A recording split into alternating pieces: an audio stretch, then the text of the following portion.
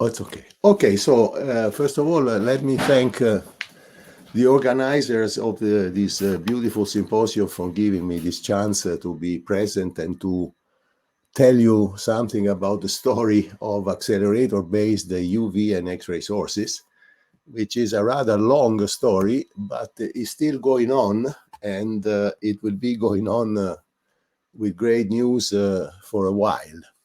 So what I plan to do is to say very few words about why UV and X-ray radiation is very useful for scientific research, which probably all of you know very well. Then I will mention some words about the history of synchronous radiation that started in 1947, actually, 76 years ago, and track a little bit the evolution until, to these days, the extremely brilliant source, or EBS, at the ESRF in Grenoble. And then I will also talk about the wish to have shorter and shorter pulses with sufficient intensity to perform experiments, and therefore talk about the development of free electron lasers. And then also for the free electron lasers, described how in the future new concepts like FEL oscillators and Wakefield accelerators, laser Wakefield accelerators, are pushing further the possibilities of these sources. So let me say, first of all, the use of X-ray and ultraviolet radiation in science could take easily a full lecture. Let me tell you very simply that, the X-ray scattering or X-ray diffraction is used to locate the position of atoms in a structure, because the cross-section for X-ray scattering is proportional to the square of the Fourier transform of the charge. There are not going to be too many equations in this talk, don't worry, this is just one.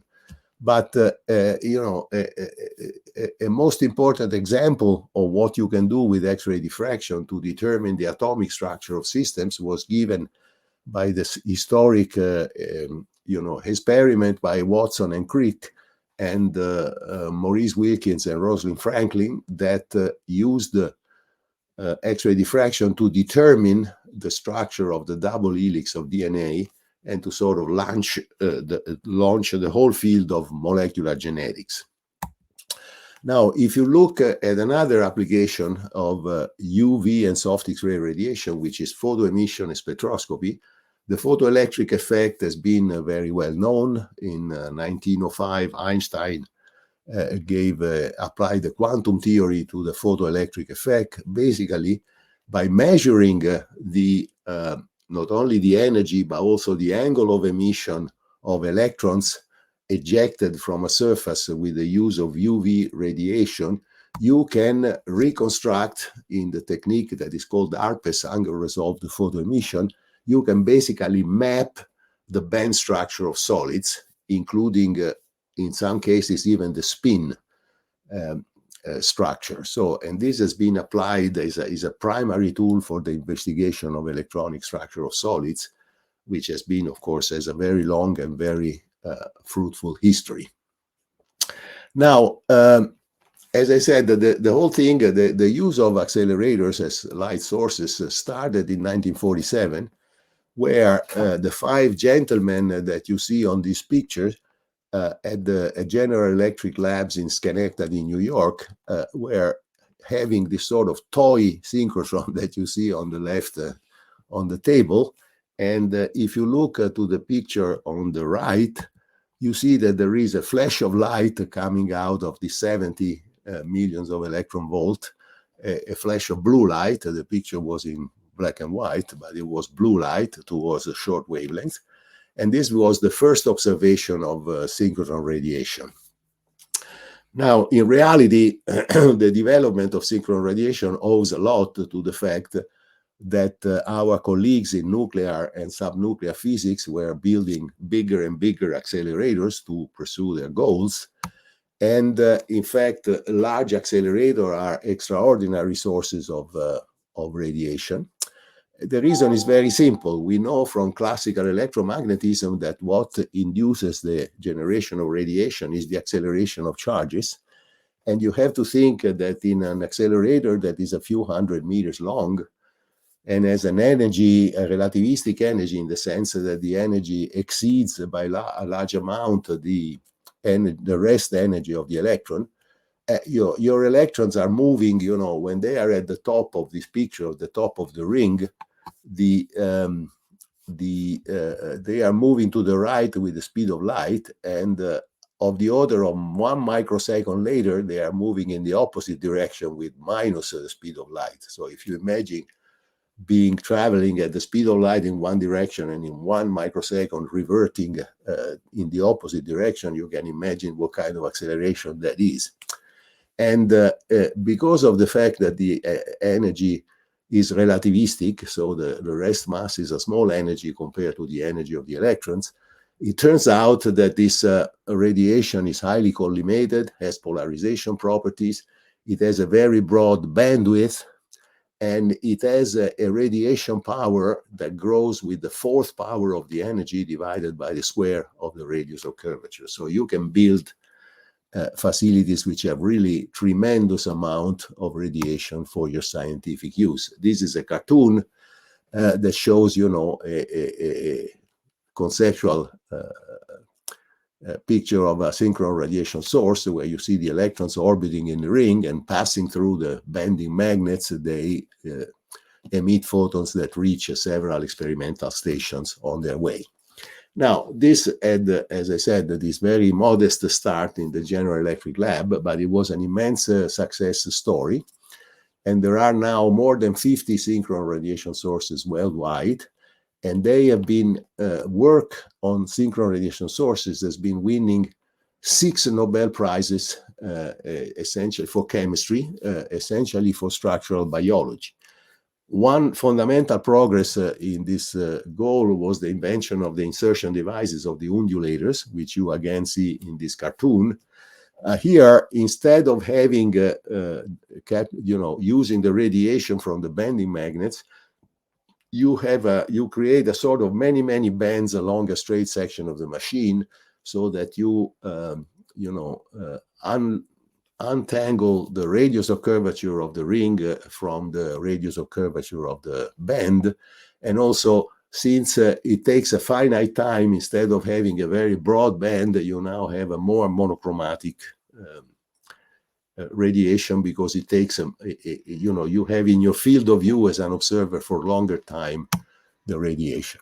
So the 6 Nobel Prizes, as you see, are between 1988 and 2012, and they compensate the discoveries which are very important for biology and all sorts of things, and they were really would not have been. This research could not have been performed without the synchronous sources. Now, it turns out that, you can think, you would like to have a more and more intense light sources, but what does intensity mean? There are many ways to define intensity. One way is to use the photon flux, which is the number of photons per unit fine and unit surface.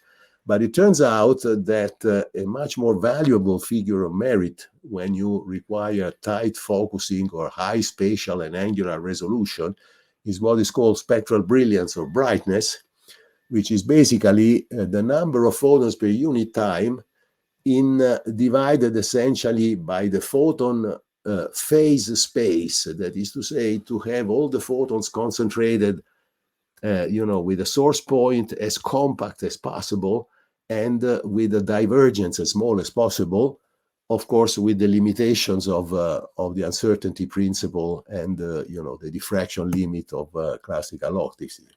So generally speaking, this photon phase space volume turns out to be a convolution of the electron phase space volume, how well the accelerator physicists managed to control the shape and divergence of the electron beam, and the photon phase space volume, which is always bigger than the diffraction limit because of the Heisenberg principle. So the idea is to, concerning the brilliance, the most brilliant sources are, of course, the undulators.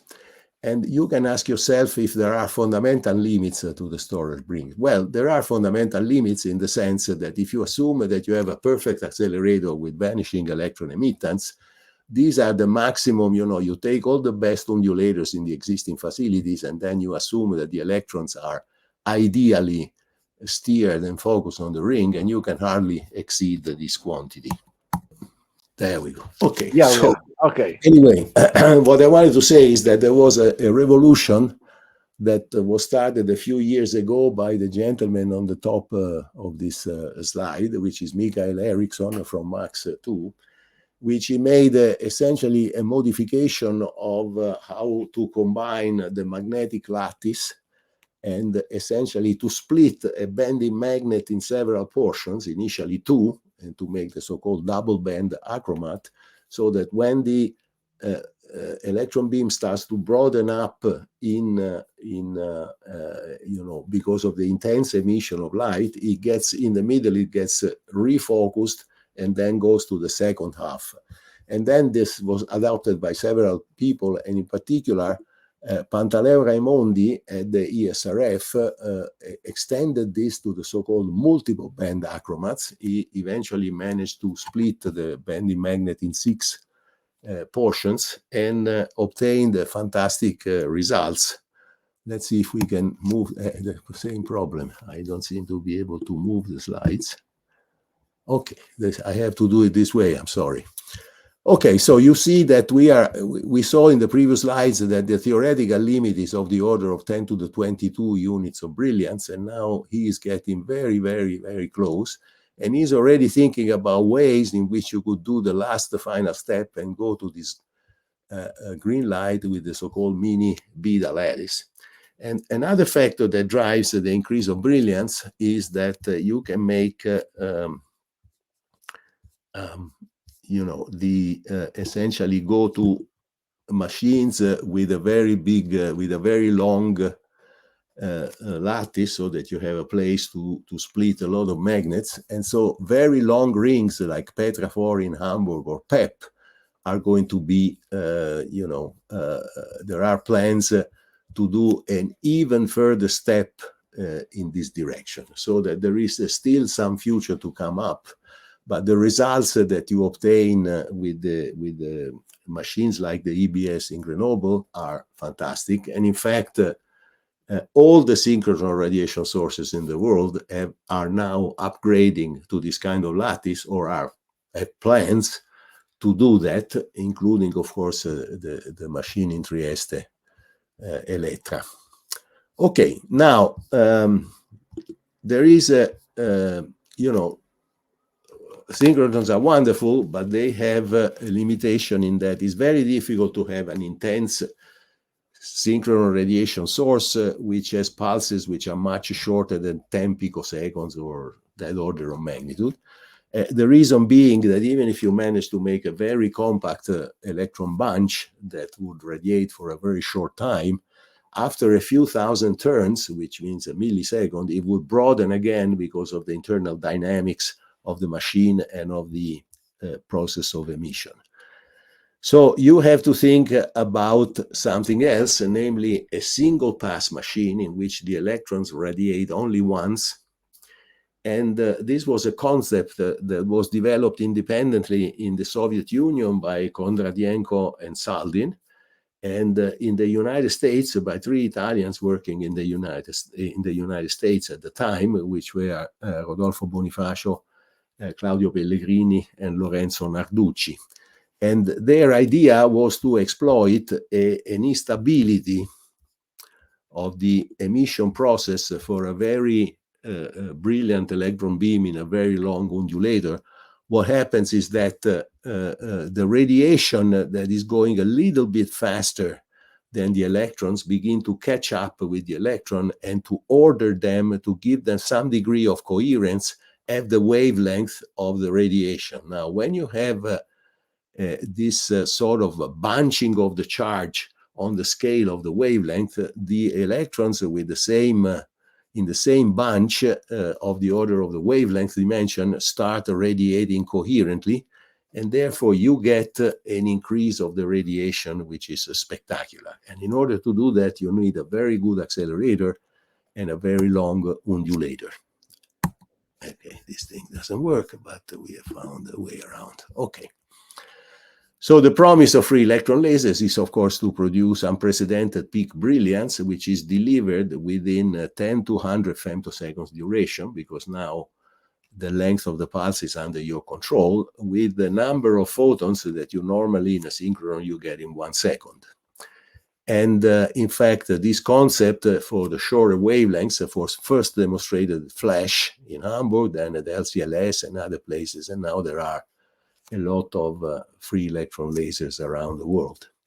And now, you know, they have, however, a problem, and the problem is that this is a process which starts from the amplification of noise. You know, you have by noise a certain Fourier component in the electron distribution inside the bunch, shot noise, say, and so the pulses are highly reproducible and they have several spikes, so it's very, very far from what you would call a laser. I should add very quickly that, of course, there are ways around this, especially for the longer wavelength, which have to do with the process of seeding, that is to say, of letting an external laser drive the beginning of the process instead of the noise. But I think Fulvio Parmigiani, if I'm not wrong, is going to talk about it, so I don't need to do that here. So there are lots of free electron lasers now around the world. Here are some examples from Italy, Japan, LCLS in the United States, the Swiss FEL in Switzerland, and this is the European free electron laser near Hamburg, which is altogether a 3.4 kilometer facility with an accelerator which is about 2 kilometers long that can reach a 17.5 GeV energy. And this is, of course, realized with this colossal superconducting RF accelerator. And it has produced very interesting results, like all the free electron lasers. For instance, you can do pump and probe experiments in which with a synchronized laser, you pump the system in an excited state, and then you look at the evolution. For instance, you know, you can do, this experiment was done at the EuropeanXFEL. You shine a laser on a sample, particularly this was strontium titanate. If you excite electrons out of the bonding orbitals into the, it is as though you were weakening or cutting some of the springs that put together the lattice, and so the lattice start to have a coherent oscillation. You create optical phonons, which then can decay into acoustic phonons and so on and so forth. And they were able, as a function of time distance after the laser pulse, to investigate by Bragg reflectivity at you know, symmetric conditions, the phonons which are generated in the system. And so they could see at different wave vectors, you know, basically the diffraction on the excited phonons, and see how for a particular momentum transfer they decay. So you measure essentially the lifetime of the photon as a function of wave vector, which is and how it goes down in time on a time scale of much less than a picosecond. However, again, you think, okay, one could be happy with this, and but you know, there are some problems. First of all, we mentioned the fact that FEL radiation is not very reproducible unless you have a longer wavelength seeded, or you do some special things which are, however, quite tricky. That's one problem. And the second problem is that free electron lasers are very expensive, because if you need to make a very large accelerator, it is a very expensive proposition, as we know. So there are two activities which are going to counteract this. The first one is to try to improve the longitudinal coherence by doing what people have been doing with lasers in the optical field, that is to introduce the notion of a cavity. And this was an old idea that was originated in Brookhaven by Liu Yu, and then later by Kwang-Jae Kim at Argonne National Laboratory. And they say, well, you can use Bragg optics to have, you know, a pulse of photons partly reflected and going back. And when he enters the about to enter the undulator again, there's another electron bunch coming, and so they build up, on this existing photon pulse, and then another, and then another, and then another. And this one turns out to have a monochromaticity of the order of 10 to the minus 7, but with the disadvantage, nothing comes for free, that this thing operates at only one single wavelength, because you have all these Bragg crystals that, if you want to change the wavelength, you have to rearrange the whole thing. Okay, so this one we can skip. And then there is another problem, and that is the problem that, as one American colleague famously said, that the first thing about free electron lasers is that they are not free. Because to build a very large accelerator carries a price tag of several hundreds of millions of euros.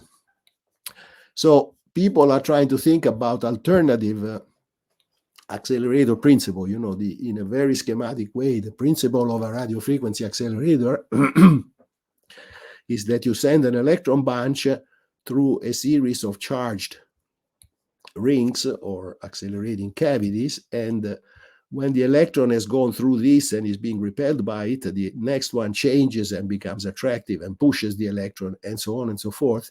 And you can do this at the frequency, radio frequency, up to 2 gigahertz. But no matter what you do, the limit of this can be accelerations of the order of 100 megavolt per meter. So, for instance, the EuropeanXFEL LINAC considered a great success to have cavities which had a limit of 40 megawatts per meter. It was already an excellent accelerator. But now there is the idea of using, again, lasers and concepts of plasma physics, picking up an old idea by Tajima and Dawson from the 1970s, in which what you do, you send a very intense laser pulse, which ionizes a medium, for instance, a gas, and then it ionizes the system, so it kicks out all the electrons and leaves behind the heavier and positively charged ions. If you send an electron beam inside, it will feel the attraction of the place where the electrons have been depleted and be accelerated. And the electrons will start to fall back on the back of this wave, so-called wake field, and therefore they will push from behind. And so the electrons will also be accelerated enormously. And it turns out that there, the theoretical limit is not 100 megavolt per meter, but it's a 100 gigavolt per meters. So GeV per meter. So with a so-called tabletop, it's a big table because you have a big laser and so on and so forth. But in a tabletop installation, you can obtain energies of the order of GeVs. Now, this is still still needing a lot of optimization, because if you look at the different Laboratoire d'Optique Appliquée, Lawrence Berkeley, DAISY, and the Chinese facility, they have energy spreads of the electrons and emittances which are not yet very good and not comparable to what you can do with the RF accelerators. So it will take a few years of development, but certainly there is some promise because they have been observing in Shanghai a free electron lasing at 27 nanometers based on a laser wake field accelerator. This was published in Nature in 2021. And of course, if you compare, say, the Fermi free electron laser in Trieste, which operates at this kind of wavelength, well, the intensity of the wake field accelerator produces a beam which is about 3 orders of magnitude weaker, as a very small repetition rate, because it's the repetition rate of these very high power lasers. But it's a very good start. You see that indeed the distribution of the energy between the shots is very broad, and so it's very unstable and very erratic. But it's just a proof of principle, and it will take probably some 10 years of development, but this is a very promising way to go. And this is a picture of the installation. You see, these are people. So as I said, it's a very big table, plus you have to have a big laser with its power supply even bigger here. So, but this is certainly a way to reduce drastically the price of these facilities. Conclusion. So the accelerator-based light sources, as I tried to show you, despite the technical problems I had, have a long history of success in powering progress in all disciplines of the natural sciences. But the story is far from over, and revolutionary new ideas are being developed and implemented, and some at least may in future take the center stage. So that's the end of my presentation. Thank you very much for your attention, and sorry again for the technical mishaps.